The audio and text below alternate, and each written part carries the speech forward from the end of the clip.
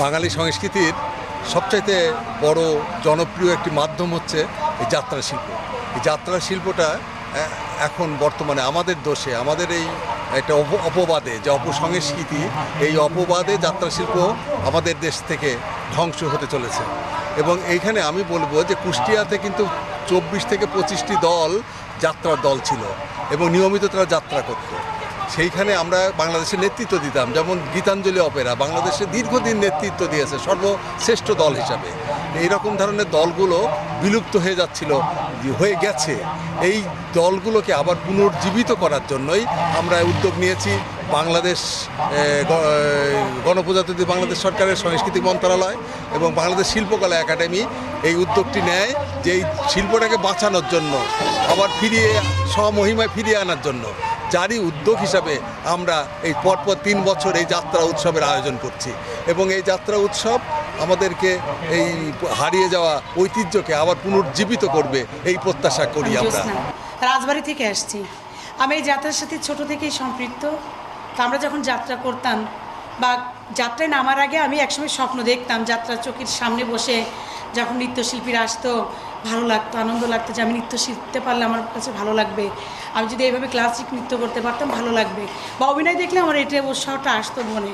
তো একসময় আমি এই জগতে এসেই গেলাম। যাত্রা জগতে আমার প্রথম আমি একটা ছোট্ট একান্নি অভিনয় দিয়ে শুরু করেছি, হিরো দিয়ে। প্লাস পরে আমি আস্তে আস্তে নৃত্যশিল্পী ছিলাম, তারপরে সাইড নায়িকা থেকে নায়িকা, আমি নায়িকা পোস্টে এখন পর্যন্ত আছি। আমরা যখন যাত্রা করেছি তখন যাত্রার পরিবেশটা খুব ভালো ছিল, যেটাকে আমরা মা বোন খালা চাচি বাপ দাদা সবাইকে নিয়ে দেখতে পারতাম। পরবর্তীতে আমরা যখন তখনও পরিবেশটা ভালো ছিল। ইদানিং বেশ কিছুদিন যে পরিবেশটা সৃষ্টি হয়েছে যাত্রা জগতে, সেটাকে যাত্রা বলে না, অনেক সময় যাত্রাকে ফাত্রা বলে উচ্চারণ করা হয়।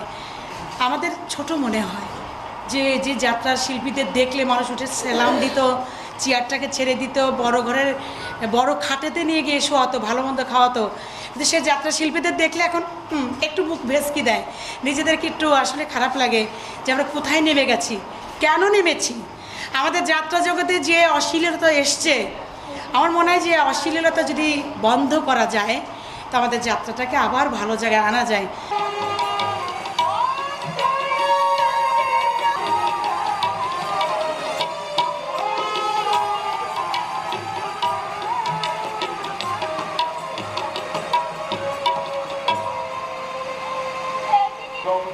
আবির্ভাব এটাই প্রথম বেগম সাহেবার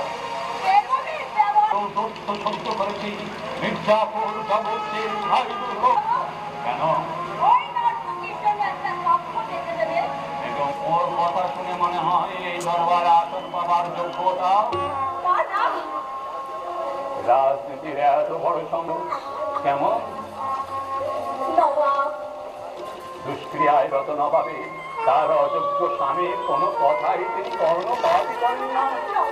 এই ভাগ্য নিয়ে আমি বাংলা বিহার উড়িষ্যার ভাগ্য বিধাতা হয়েছি।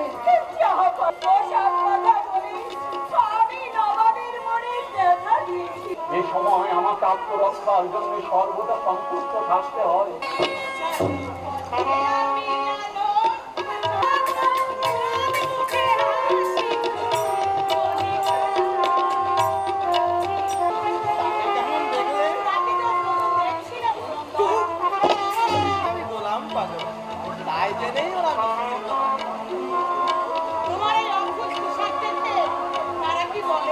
নির্বোধেরা কিছুই বোঝে না, শুধুই হাসে।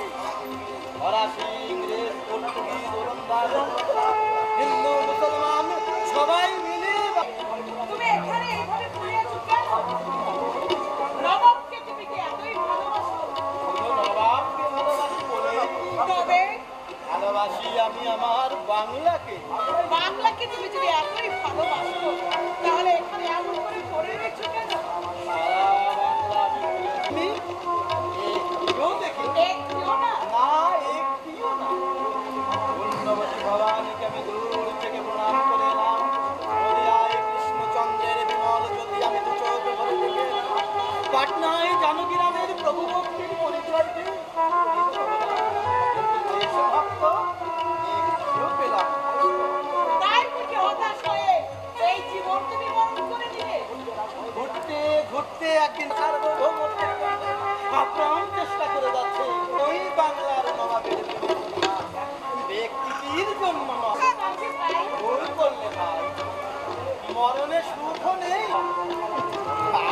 মোহনলাল, মোহনলাল আমায় চিনতেই পারছি। তুমি কি শোনি নারীত্বের চরম লাঞ্ছনায় নারী যখন ডুকরে কাঁদে? আমি তাও শুনেছি। সব শুনেও তুমি আমার সামনে কেন? ওসব সত্যি ঘটনা আমি জানি। তুমি জানো হ্যাঁ, জানি। আমার এমন একজন সুহৃদয় আছে তা তো জানতাম না। আরো আছে জানি। বাংলার কোনো জলছাই করে না। জগৎসিদ্ধের মূর্তিতে ঠাকুর। শান্তদের বিধি সকলেই কামনা করে সুন্দরী।